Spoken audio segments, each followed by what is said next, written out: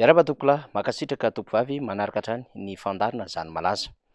Ny fandalinana izay hoentsika androany dia resaka tontolo ara-toe-karena isika ary ny fomba fijerin'ireo mpahay toe-karena ny tontolo ara-toe-karena misy eto Madagasikara no hoentsika satria amin'izao zava-misy iainan'ny firenena izao dia mila miresaka izany ny mpahay toe-karena na ho amin'ny fomba fijery tsotsotra fotsiny azy izay tokony ho fantatry ny vahoaka sy ho takatry ny vahoaka amin'ny ankapobeny dia tsara ny fampizarana izany. Zava-misy manko ankehitriny dia mila tsy afaka iaina intsony eto amin'ity Madagasikara ity ny vahoaka malagasy satria mafy dia mafy ny sondrom-bidim-piainana ary ankoatran'ny hoe mahamafy ny sondrom-bidim-piainana dia tsy misy ny asa ary mazava ho azy tsy misy ny famoronana asa izay tokony ho tohanan'ny fanjakana amin'ny fanomezana tosika ho an'ireo sehatra tsy miankina ahafahany mamorona asa ho an'ny vahoaka. Ny fahatongavan'ireo mpizahatany sy mpamatsy vola eto Madagasikara ihany koa dia ambany amin'izao fotoana izao ary raha ny fantatra aza dia ambony dia ambony ny tahany tsy fananana asa eto Madagasikara.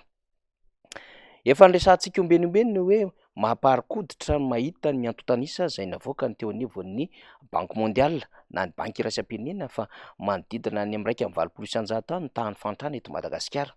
Ary raha mijery ny zava-misy dia efa tafiakatra any amin'ny 10 isan-jato na mety mihoatra aza ny sondrom-bidim-piainana na ny taux d'inflation ho an'ny fikajiana ara-ekônomika eto Madagasikara. Ny taux de croissance indray na ny tahany araka-rena faobe raha ny eritreretra ilay fitoeram-panjakana fa anatratra 5 isan-jato tamin'ny taona lasa dia tsy possible izany fa manodidina ny 4 isan-jato mahery no ho tratra ary ny eritreretina tao anatin'izay loi de finance izay. Izany no milaza fa sarotry inoana no ahafahana manatratra tanjona ny sy ny fampandrosoana eto Madagasikara ny fotoana raha teo koa fohy eo amin'ny fitondram-panjakana satria tsy manana afa-tsy enim-bolana sisa ny filoha Andry Rajoelina raha ohatra ka mieritreritra ho kandida ho filoham-pirenena. Hita tanana ny firenena ka ao anatin'izay enim-bolana izay ve hahavitanao mazina mirakla na hahavita ihany koa mitondra Madagasikara hivoaka ny kanana. Inona moa no nampanaintanaina dia hoe miala amin'ny maizina ho any amin'ny mazava ary miala ao anatin'ny fahantrana makany amin'ny fampandrosoana Madagasikara. Amin'izao fotoana izao dia terena tsy maintsy hanome vokatra ao anatin'ny enim-bolana ny mpikambana ao anatin'ny gouvernemanta ary mametraka plan mazava. Ara-pitantanana tsy possible tsy lôzika izany rehetrarehetra izany fa eo amin'ny lafiny fotsiny hikarohana résultat mba ahafahana mandresy lahatra ny vahoaka amin'ny fifidianana ho avy eo ka hampiasaina ao anatin'ny fotoana fampielezan-kevitra ny tena tetika ara-politika ny fitondram-panjakana amin'izany fanosehana ny minisitra nitendrena izany ho tsy maintsy hahita vokatra ao anatin'ny enim-bolana. Raha mihaino an'ireo mpahay toe-karena ka mifantoka amin'ny tontolon'ny famokana eto Madagasikara isika dia ahatsapana fa tena misy zavatra marobe tsy mirindra intsony ny resaka famokarana eto Madagasikara. Ary raha ny fanehoan-kevitra izy ireo aza dia betsaka ny zavatra izay tsy hain'ny mpitondra amin'izao fotoana izao no ny fe azy any ka tena tsy hoe vokatry ny krizy iraisam-pirenena fa vokatry ny tsy fahaiza-mitantana mihitsy no nahatonga ny zava-misy eto Madagasikara. Ny zavatra ambaran'Andriamatoa Hugo Rajoelina izay mpahay toe-karena dia manamafy izany resahantsika izany. Tsy mahagaga raha mihoatra ny 10 isan-jato zany le inflation satria efa ela be ihany le izy. Raha ny tena marina zany tsy dia tena inflation loatra le izy fa resaka hausse des prix satria ny inflation zany tendance zany hoe amin'ny fotoana ela be no hijerena azy ohatra ny hoe 5 taona 10 taona 20 taona crise zany tsy fantatra sy faharetany aloha fa tadidio fa hieraky ny tanàna zao ary vakina karatra fotsiny zany ny resahako tsy miresaka ny toerana rehetra fa ny avina rehetra izay mipetraka any sy mamboly any mitaraina daholo zany zao fa tsisy matory hatrany fa miambina an'ilay tsaramaso kely, miambina an'ilay katsaka kely, miambina an'ilay vary tanety zany hoe ny olona zany zao tsy matory mihitsy dia zany zavatra any zany efa fiandohany zavatra tsy dia mety loatra zany amin'ny fiainam-bahoaka. Ny mpahay toe-karena mpandalina ihany koa ara-politika eto Madagasikara Andriamatoa Serge Razafinahova dia nitondra ny fomba fijeriny amin'ny hoe inona natao hoe sondrom-bidim-piainana ka nitondra ny fanazavana ny karama raisiny ny sambatan'olona sy ilay vidiny entana eny amin'ny tsena mihitsy mba hahazoany vahoaka maro anisa azy. Fanjava-doza tao anatin'ny fanazavana izay nentiny dia ny tranga iray izay nandehana ny filoham-pirenena tany Marivoay. Inoantsika indray ny fanehoan-kevitry Serge Razafinahova. 3300 zany zao ny makolika fa io ny alohan'ity faran'ity taona ty a mety efa nodidina ny amin'ny 3600 3800 ny makolika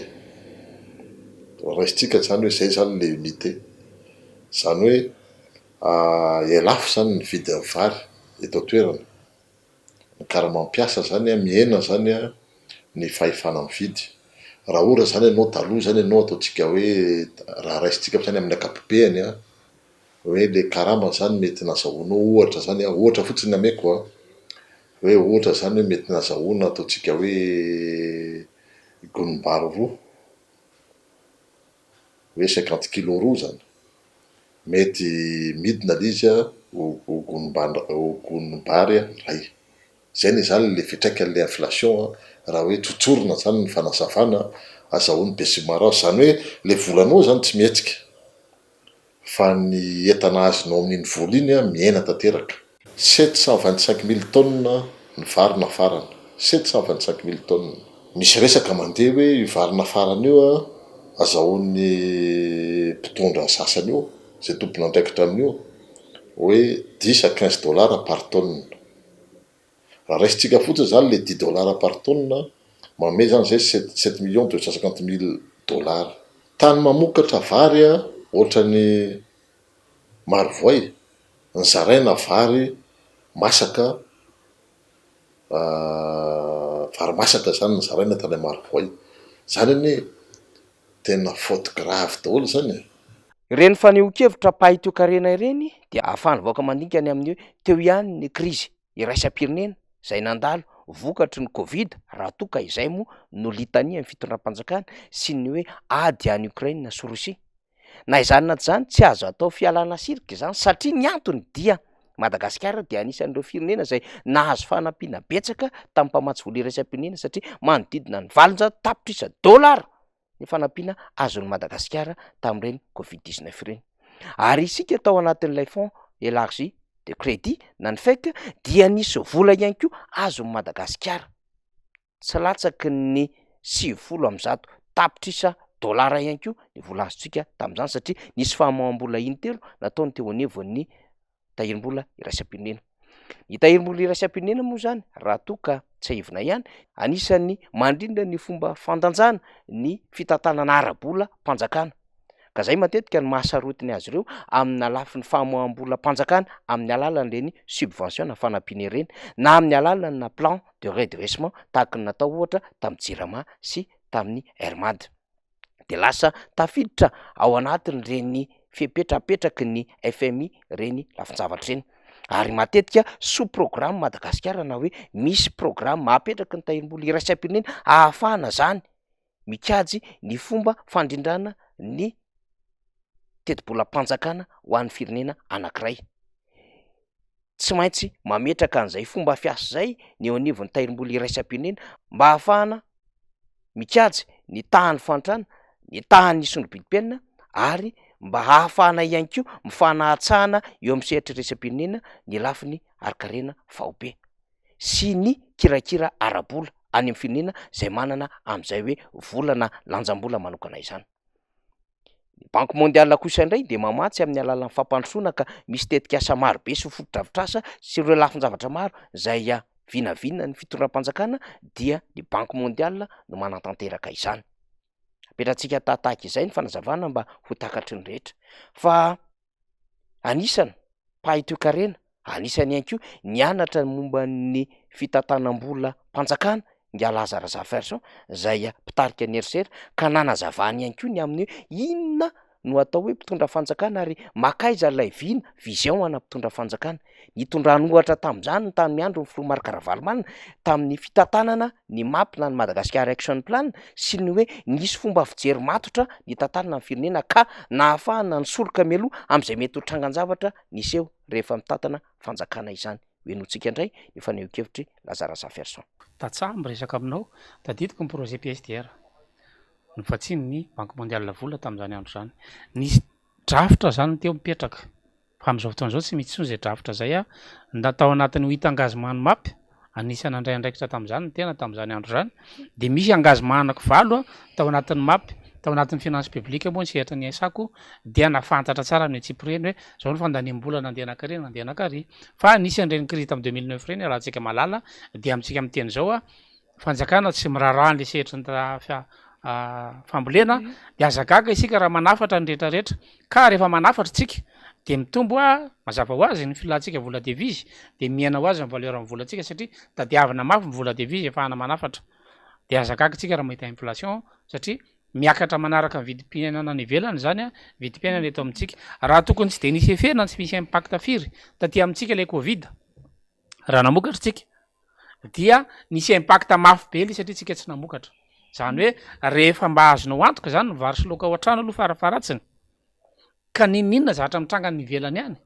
de mba farafaratsy aloha mihinam-bary ianao fa ny tena olana eto a sady tsy mamokatra vary tsika araka fampanantenana ny fanjakana hoe omena 1 hectare isaky ny olona sa isaky niny izay a nanjavana moa fampanantenana ny tenao ka avy any Ambatondra Zaka dia na eno fampanantenana amin'ny filo fampanantenana filo ankehitriny amin'ny izarana ny tany vody ala masoko no nahita ny sofiko no nandrea mandraka androany tsy misy any zavatra zany noho izany a anjara voaka malagasy kosa ngamba maka lesona tsy lazalaza fiarysona me lesona voaka malagasy hoe zao ndray ataona zao atao manaraka fa samy tsara aina amin'ny teny ny olona tsirairay a raha ty ivoaka tsika am'izao fantrano zao de jereo le olona maro anisa